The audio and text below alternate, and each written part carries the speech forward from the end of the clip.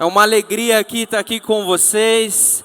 Projeto Sola, nós somos muito gratos pela vida dessa igreja, pelo convite, pela acolhida, pela hospitalidade e também muito gratos pela atuação dessa igreja na Amazônia, principalmente aqui na região do Amazonas, e tantos missionários que a gente fica sabendo, tantas ações para quem precisa escutar do Evangelho.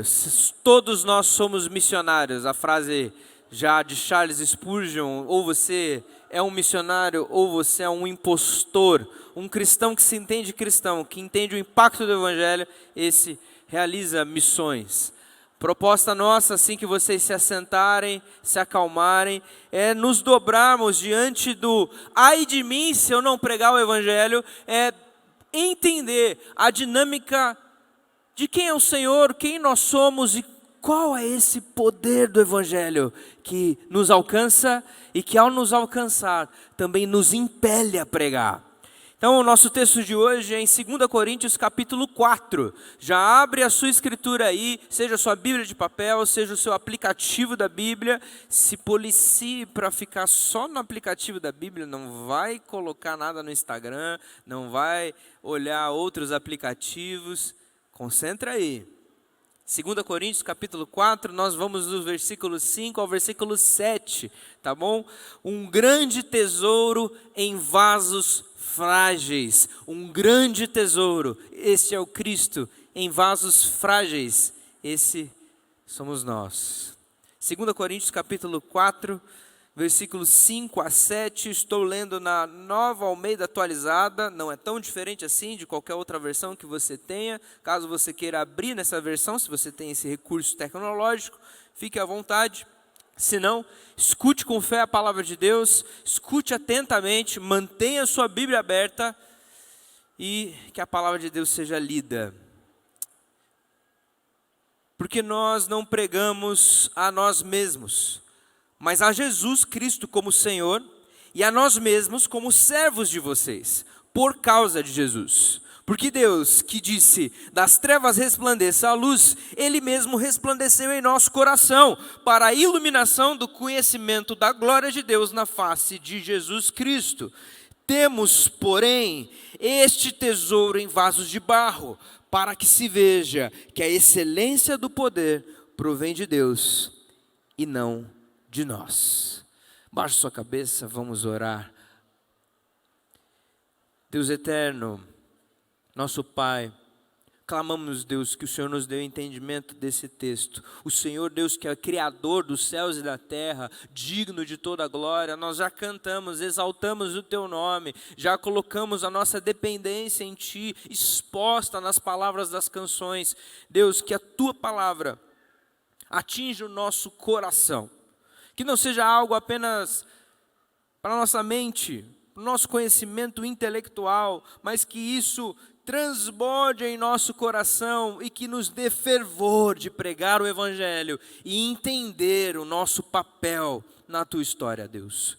Cuida de nós, confronta o nosso pecado, confronta a nossa apatia, consola, Deus, as nossas angústias, as nossas dores.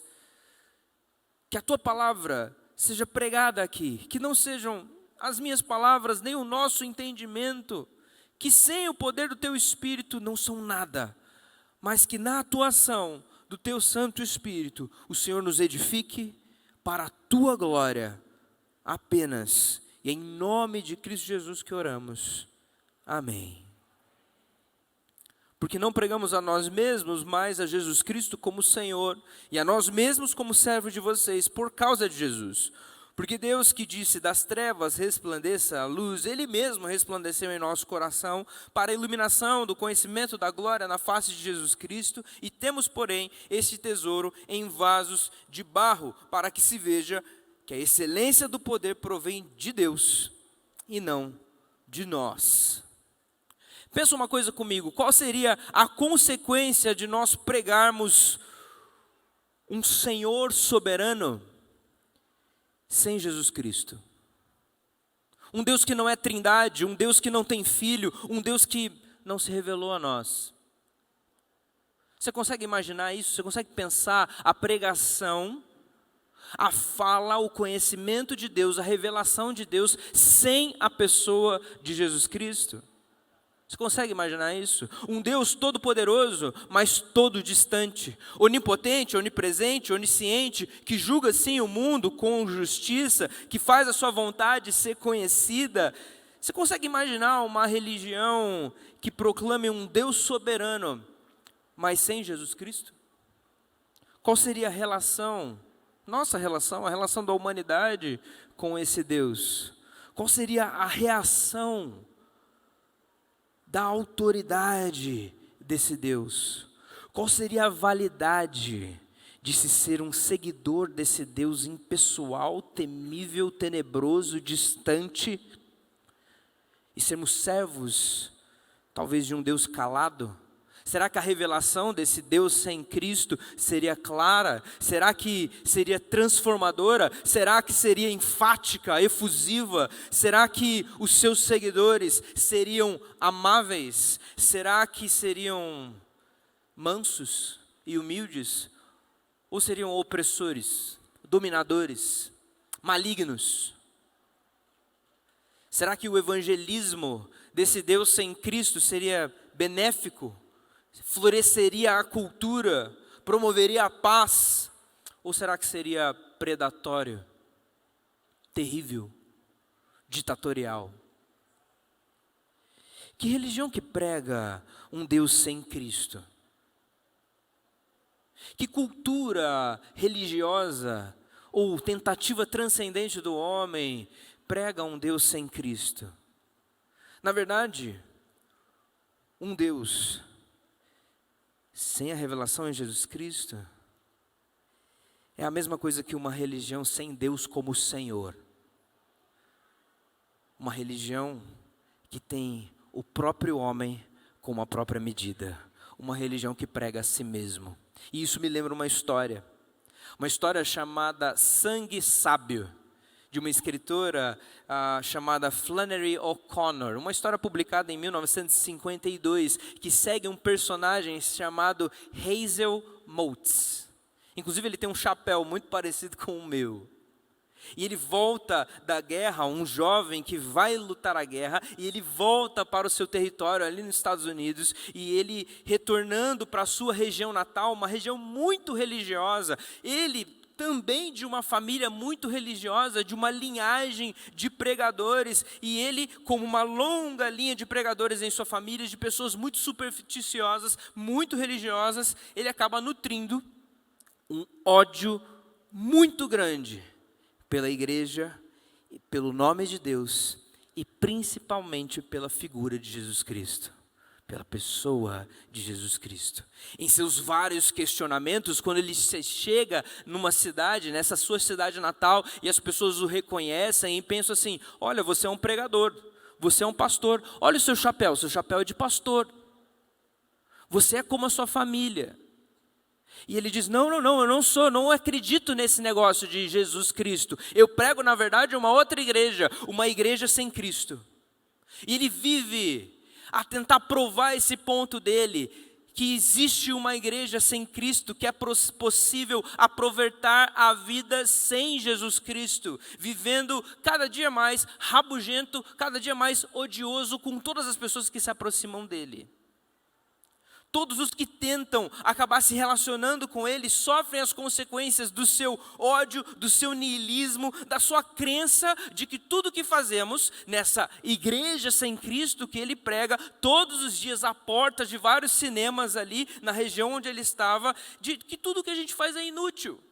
De que não existe nenhum ser divino, nenhum ser transcendente, nenhum Jesus para nos salvar e nos redimir, a não ser nós mesmos. Hazel Motes é alguém que protesta contra a religiosidade da sua família, em seu niilismo, em sua arrogância, em seu orgulho, prega que existe uma possibilidade de uma redenção sem Cristo Jesus.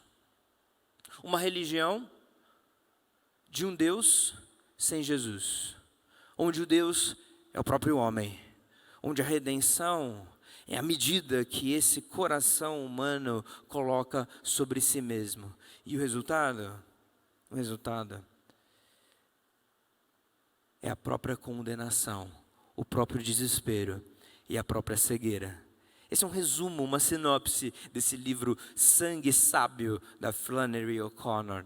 Você pode depois arranjar para você ler. Com certeza é um conto com algumas porções cômicas e que tem essa reflexão. Mas que é muito importante, justamente para a gente contrapor com o texto que acabamos de ler, que prega justamente um evangelho cheio de Jesus Cristo. Porque o evangelho é o próprio Jesus Cristo. Que não há como pregar o evangelho sem falarmos de Jesus, sem dependermos dele, sem reconhecermos quem nós somos diante de Deus e reconhecermos quem Ele é.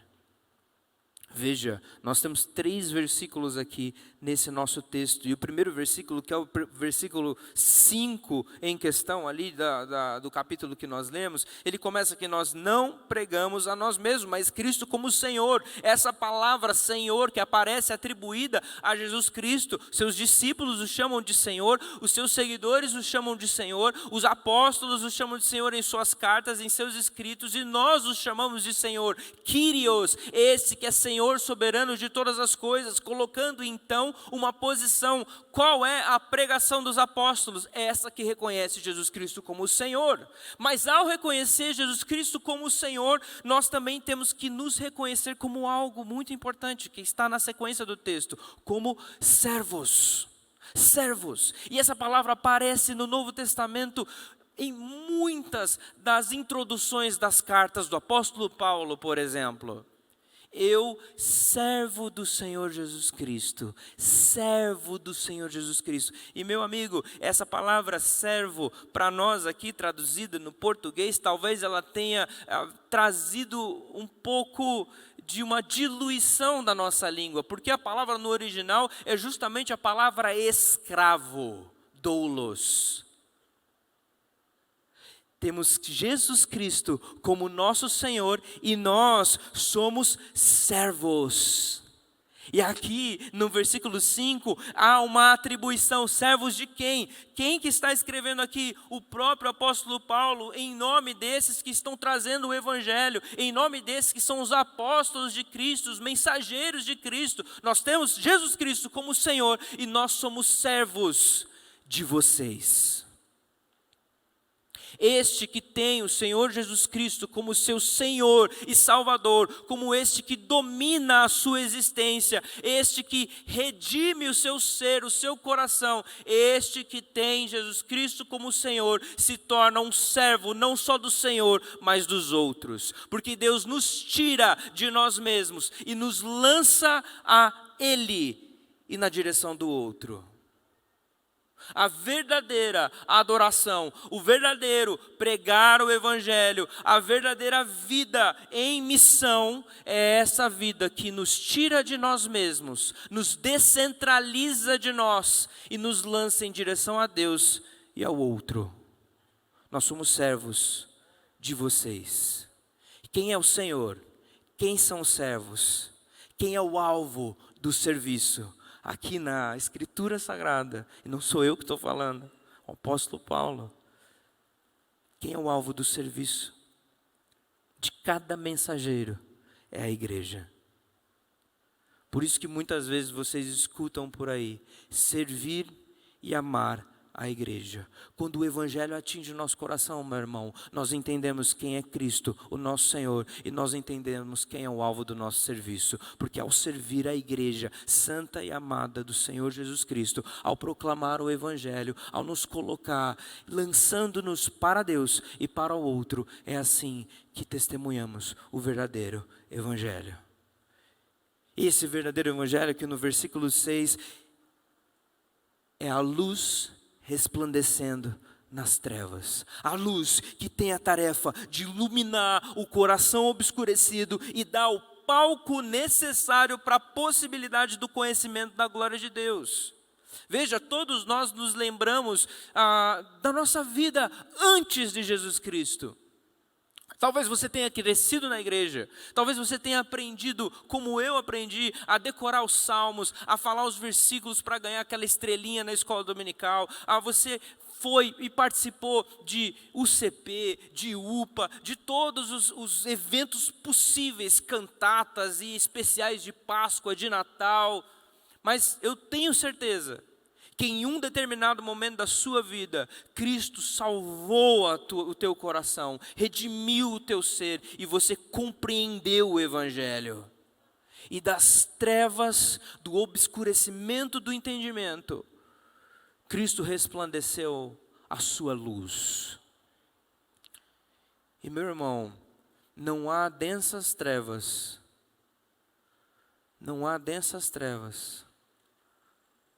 que resistam à luz do nosso Senhor Jesus Cristo. Não há escuridão dentro da nossa alma, não há bagagem pesada do nosso passado, não há situação e circunstância difícil demais, na qual a luz de Jesus Cristo, que é o Senhor, soberano na existência, expressão exata do ser de Deus, não resplandeça a sua maravilhosa luz.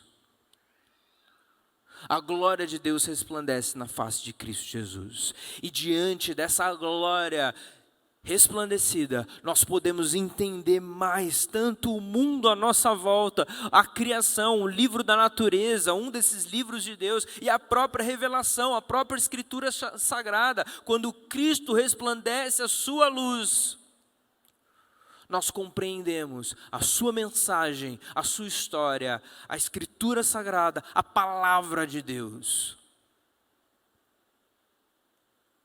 Um dos momentos que nós lembramos normalmente todo mês de outubro é a Reforma Protestante, da qual nós temos uma herança muito importante, somos originários desse movimento. E nós lembramos principalmente de João Calvino, e João Calvino ali naquele movimento em Genebra, ali na Capela de São Pedro, ele coloca diante de todos para enxergarem post tenebras lux, das trevas à luz. É isso que é o Evangelho, é isso que Deus faz com o nosso coração. Ele oblitera, aniquila todas as densas trevas da nossa alma. E o propósito dessa revelação, é claro, não é nada mais, nada menos do que o próprio Cristo. Porque o texto nos diz, na face de Jesus Cristo. Cristo, que é o Filho de Deus, que Ele é a revelação de Deus ao mundo. É a Escritura que revela a nós o Cristo. E é o Cristo da Escritura que se revela a nós. Através da sua palavra, nós somos aquecidos, iluminados e enviados em missão. Estamos reunidos aqui por conta de quem? É por nós mesmos? É por conta da nossa imaginação? É por causa das nossas capacidades imaginativas? Das nossas capacidades organizacionais? Não, estamos aqui reunidos por conta de Jesus Cristo. E apenas dele. Não fosse Jesus Cristo em nosso coração, talvez alguns de nós jamais teriam contato uns com os outros. Talvez alguns de nós jamais largariam as suas casas e percorreriam milhares de quilômetros, várias horas de barco, várias horas talvez de estradas que não são ideais, para pregar o Evangelho. Quem é que nos movimenta? Não é o salário que ganhamos, não é a côngrua que ganhamos, não é as ofertas que os irmãos nos dão, não é o apoio que as igrejas nos dão, não é nem o prestígio talvez, mas é o próprio Evangelho. O que nos movimenta e continua nos movimentando ano após ano é o Cristo que resplandece a sua luz nas mais densas trevas. E é por isso que vem o versículo seguinte, o versículo 7, que talvez é um dos meus versículos preferidos da Escritura Sagrada.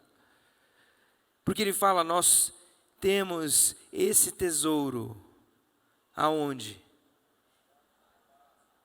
Em vasos de barro.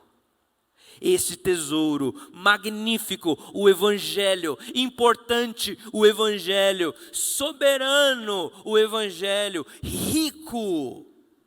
em graça, em misericórdia, o tesouro mais importante do universo em todas as épocas. E ele está em vasos de barro. Quem são os vasos de barro, meu irmão?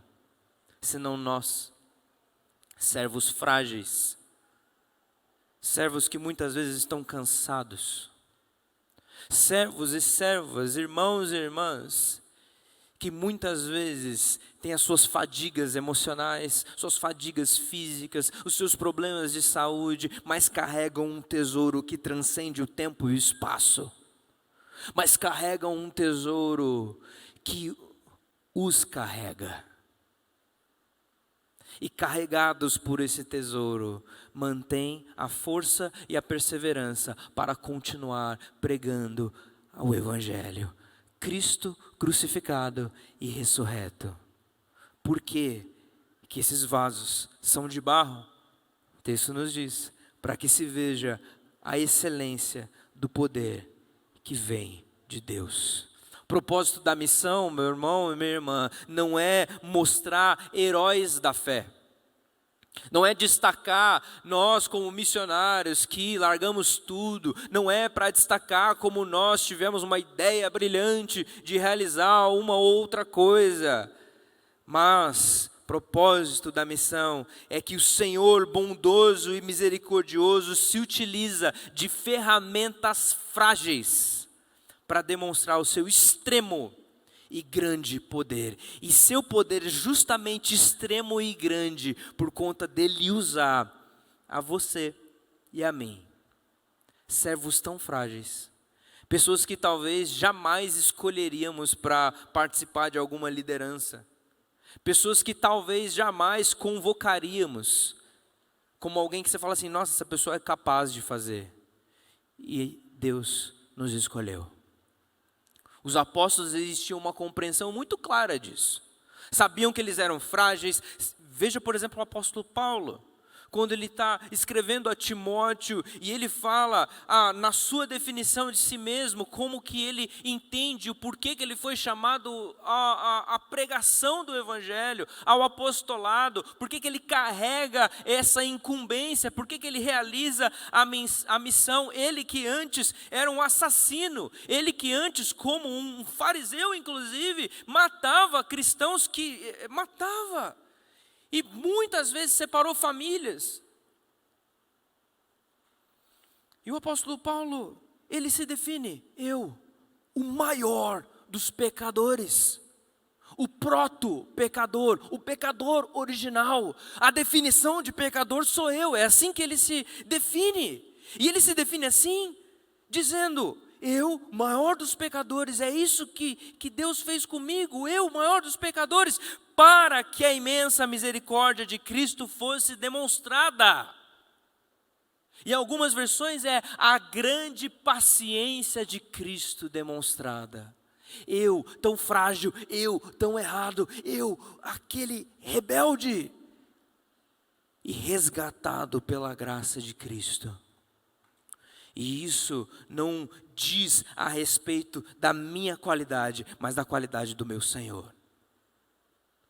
Porque se a obra tem sido realizada, e constantemente tem sido alimentada, e persevera, e se Deus preserva a sua igreja ao longo dos séculos, não é pela qualidade dos seus servos, mas ela pela extrema graça e misericórdia do nosso Senhor. E é por isso que os apóstolos reconhecem isso. Porque eles não procuram glória para si mesmo quando proclamam o Evangelho. Mas eles buscam apontar a Cristo, a verdadeira luz, o Senhor e Rei do universo. Nossa geração atual tem uma porção de problemas, e talvez você consiga pensar em vários agora. A pregação do Evangelho para os tempos de hoje tem desafios sim, desafios de relacionamento. Laços de relacionamentos estão cada vez mais frágeis, cada vez mais baseados em mentira, narrativas que são fake news, compromissos que são fragilizados, É muito fácil hoje você virar melhor amigo da pessoa e no dia seguinte, por conta de qualquer decepção, o nosso coração tão dolorido, o nosso ego tão gigantesco, já tem dificuldade de perdoar e de ser perdoado. Também o trabalho e a realização nesse mercado de trabalho instável, nas idas e vindas da economia, na instabilidade do nosso sistema de trabalho, deixam a gente incerto do que acontecerá amanhã. Carreiras que são baseadas em ambição, em conquistas, em autenticidade, em talvez exposição com as redes sociais atualmente. Carreiras que muitas vezes exigem o comprometimento de um Deus. E a gente coloca na humanidade a responsabilidade total pelo progresso. É um desafio hoje dos nossos tempos. Nós temos, assim, agora mais do que nunca, em todos os lugares que a gente vai, algo chamado, e que tem sido chamado de era digital. A inteligência artificial, redes virtuais fazem parte constante da nossa vida. Elas esculpem, moldam as nossas opiniões, os lugares que a gente vai, as compras que a gente tem, os livros que a gente lê, a música que a gente escuta, a arte, a ideologia que muitas vezes nós seguimos. O trabalho envolvendo tudo isso não nos permite nem descansar, nem celebrar as nossas vitórias. Nós vivemos fadigados por tanto trabalho que nós colocamos sobre nós mesmos e também não conseguimos celebrar as nossas vitórias. Descansar de fato, muito menos celebrar de fato. Inclusive, muitas vezes nós demonizamos o próprio descanso. E quando nós estamos de fato descansando, às vezes nos sentimos culpados. Porque não estamos no Instagram postando alguma coisa, não estamos procurando, não estamos escrevendo, não estamos fazendo alguma coisa. Não conseguimos parar. Tampouco conseguimos celebrar as pequenas conquistas ordinárias. Nós vivemos também numa geração que precisa obedecer para ser aceito. Muitas vezes somos colocados em alguns lugares, em grupos, seja você adolescente dentro da escola, seja você dentro de uma universidade, seja você dentro de um grupo de trabalho, seja você dentro de algum lugar particular, num grupo de amigos. Se você não obedecer às regras desse grupo, você não vai ser aceito. E de repente você se vê fingindo para ser aceito, para ser alguém, para tentar conquistar o seu espaço, para tentar ser autêntico. E você vê, de repente, abre o seu Instagram, abre a sua rede social, abre qualquer aplicativo que exista por aí hoje, e você vê um bando de gente sendo, entre aspas, completamente autêntica, e de repente a tentação da comparação fica dentro do seu coração.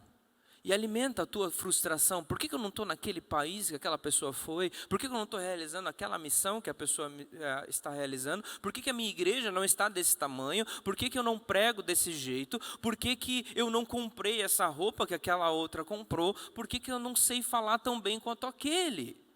E de repente você se compara mais do que de fato deve. Isso tudo, meu irmão, minha irmã, é uma pequena fatia, uma pequena explanação do que é algo que nós temos chamado hoje de pós-verdade, pós-modernidade, que tem como supremas verdades, supremos lemas e motos, algumas coisas como: não há nada de mim que seja digno de confiança, eu não vou confiar em ninguém, eu não vou ouvir ninguém. A realização está em você olhar para fora, em desejar alguma coisa e conseguir, em realmente se colocar no mundo. Não há nada, se não há nada fora de mim que seja digno de confiança, não há nada dentro de mim que me condene. Eu não estou errado. Eu tenho a minha forma de pensar, eu tenho o meu próprio jeito, isso aqui sou eu. É assim que eu sou e pronto, acabou. Eu não estou errado, não, todos os outros que estão. E aí nós vivemos sem saber quem nós somos. Vivemos numa confusão de ansiedade, de identidade. Vivemos numa confusão completa. E meu irmão, como que a gente vai conseguir realizar aquilo que a gente tem que realizar se nós não sabemos quem nós somos? De um lado, nós temos altos padrões morais da história cultural. Nós acreditamos, sim, na igualdade de todos, na justiça para toda a nação, para a etnia. Temos altos ideais morais. Do outro lado, a cultura moderna talvez nos diz que todo valor moral, que toda coisa construída, na verdade, é um construto social, uma convenção, um produto da nossa evolução biológica, ou então algo baseado em preferências subjetivas. Parece que existe uma contradição no universo. Nós temos esses altos padrões morais, mas não temos fontes morais para sustentá-los. Uma igreja de Deus sem Cristo. Uma igreja sem o Senhor soberano. O homem sendo a sua própria medida. Como que então a gente consegue ser nós mesmos, se nem mesmo podemos saber quem somos? Nós pensamos que a secularidade, o secularismo, chame do que você quiser, é ausência de fé. Mas não é ausência de fé. Na verdade, é uma diferente forma de crer, mas crer em si mesmo, mas crer numa igreja como Hazel Motes, uma igreja de Deus sem Cristo, porque a medida da fé é o próprio ser. É por isso que esse texto, para você e para mim, precisa nos fazer entender 3 coisas. Primeira, e é importante que você saiba disso, nós somos vasos de barro. Nós não somos invencíveis. Nós não somos inquebráveis. Nós não somos seres superpoderosos. Você, meu irmão, infelizmente, não é o Super-Homem, não é o Homem-Aranha, não é um X-Men. Você é frágil. E você é servo. Nós somos vasos de barro que servem uns aos outros. E vasos de barro que carregam um grande tesouro. E esse grande tesouro é Cristo, o Senhor.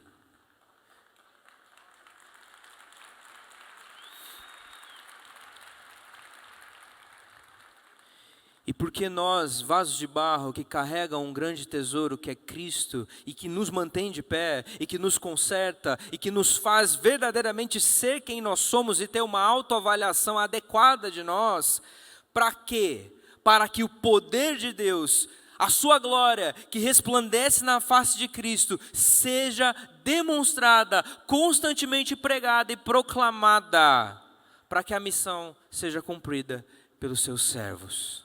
E é assim que nós caminhamos e caminharemos até que Ele venha, até que o nosso Senhor volte. Vasos de barro que carregam um grande tesouro, que é Cristo, o Senhor, para demonstrar o poder de Deus. Porque o poder é dele, não é nosso. A graça é dele, não é nossa. A misericórdia é dele, não é nossa.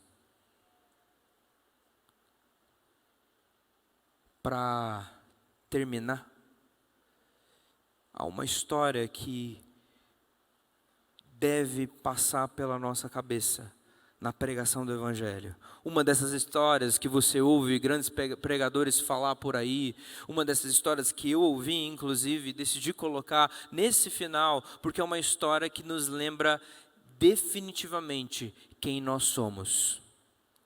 E nos lembra definitivamente quem Jesus é. É uma história sobre um menino e sobre uma árvore. Havia esse menino e havia uma árvore.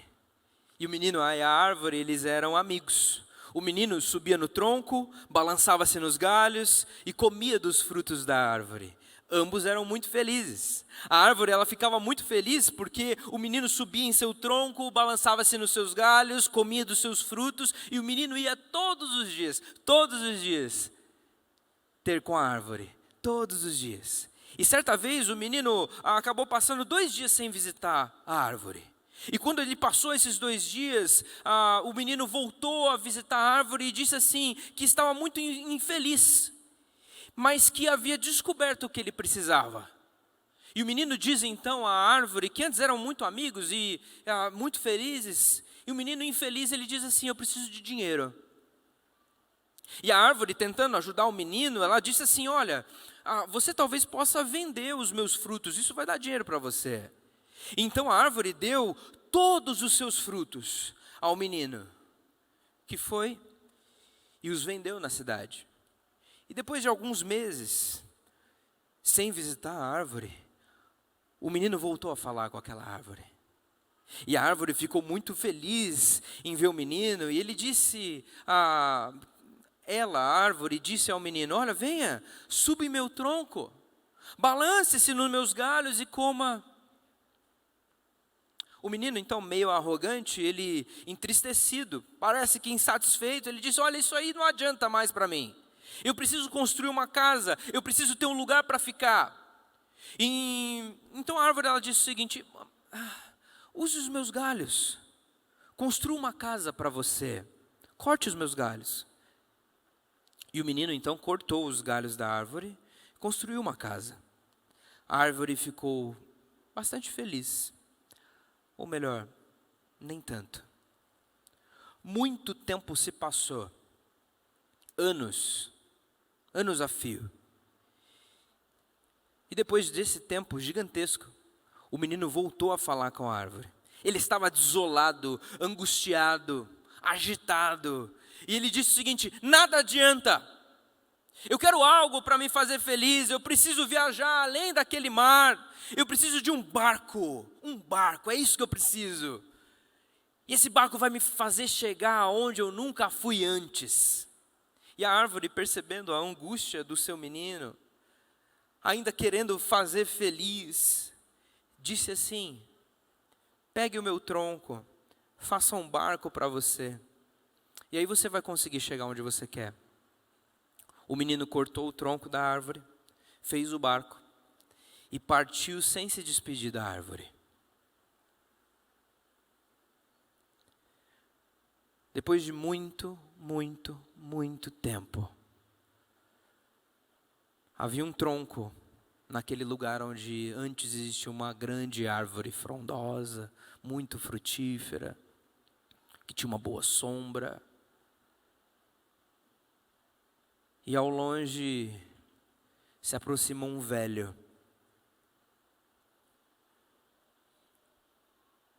E o menino então, ele diz: olha, eu não posso comer mais porque os meus dentes não mastigam. Eu não posso balançar mais porque os meus braços não aguentam. Eu não consigo nem subir no seu tronco porque eu não tenho mais forças. Mas a árvore, ouvindo o menino, diz o seguinte: olha, apesar de todas as coisas, eu ainda consigo te dar um lugar aqui para descansar. Venha e se apoie no que resta de mim, nesse tronco. Essa história é chamada The Giving Tree. E ela lembra bastante Filipenses capítulo 2, quando é dito a nós que Cristo esvaziou-se de si mesmo. Tornou-se semelhante a você e a mim como um de nós e foi humilhado, morto. Mas ressuscitou depois de 3 dias e por isso Deus o exaltou de sobremaneira a que todo joelho debaixo do céu e da terra se dobre e proclame o nome do Senhor Jesus Cristo. Meu irmão, minha irmã, nós somos vasos de barro que carregam um Senhor que deu de tudo e que se deu voluntariamente por você e por mim. Por todos os seus eleitos. Esse é o Cristo que pregamos. Por mais teimosos que sejamos, por mais seres que manquejam, por mais frágeis que sejamos, ainda assim o nosso Senhor é fiel, porque Ele não pode negar a si mesmo. Ainda assim o nosso Senhor é esse que é a base de toda doação. Ainda assim o nosso Senhor é manso e humilde de coração. Ainda assim o nosso Senhor continua gracioso, continua misericordioso. E isso, meu irmão, minha irmã, se isso não te incomoda, se isso não te deixa constrangido, se isso não esmiuça o teu coração,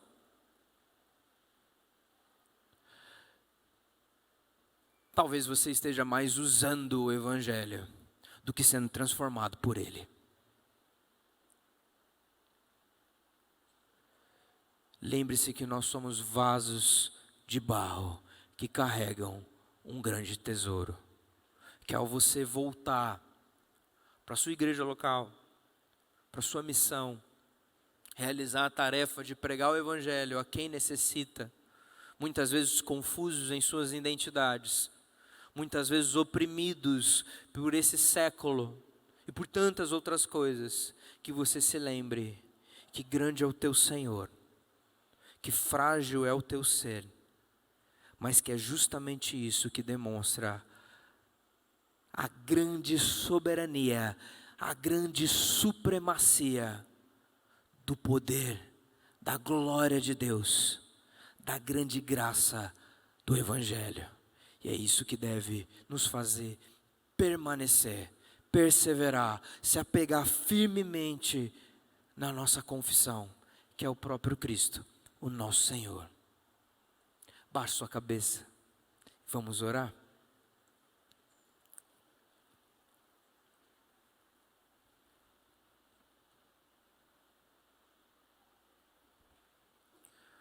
Ó Senhor Deus, nós temos uma grande dádiva que foi dada a nós, sermos a igreja do Senhor Jesus Cristo.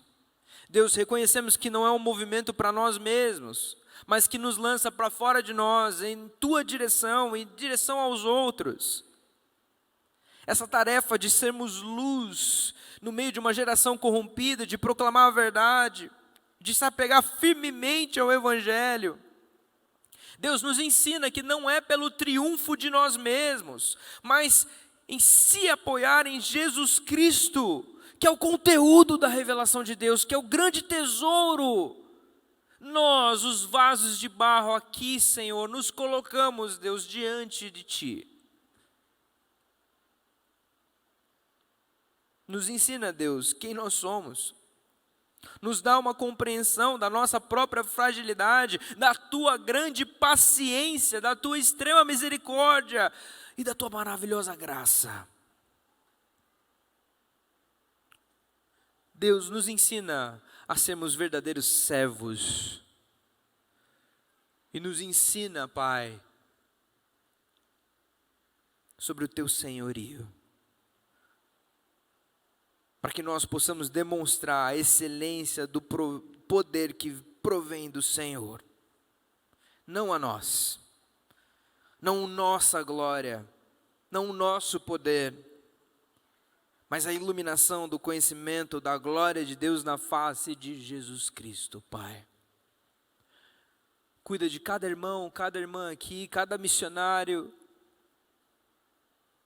cada servo e serva tua que deixa o seu lar. E Deus, eu clamo para que o Senhor, e o Senhor apenas, seja a motivação de cada um. Que o Senhor dê uma compreensão clara de quem nós somos, e ao mesmo tempo que entendemos quem nós somos, entendemos que estamos sendo carregados pelo Senhor, para proclamar uma mensagem que não provém de nós mesmos, mas que declara a Tua grandeza, e que não resiste. Deus, cuida de nós, para que nós entendamos de fato que as mais densas trevas do nosso coração não podem permanecer diante da Sua extrema e grandiosa luz. Que essa seja a nossa pregação, que o Teu Evangelho nos motive, continua nos ensinando através de cada canção, através de cada testemunho, através de cada fala, através dos relacionamentos que temos, através de todas as nossas ações, que em tudo que a gente fizer, seja em palavra, seja em ação, seja para a Tua glória, e a Tua glória proclamada, Pai. E que assim o Senhor nos motive, nos envie para pregar do teu evangelho, pois isso é tudo o que temos. O Senhor é o nosso tesouro. Em nome de Cristo Jesus que oramos. Amém.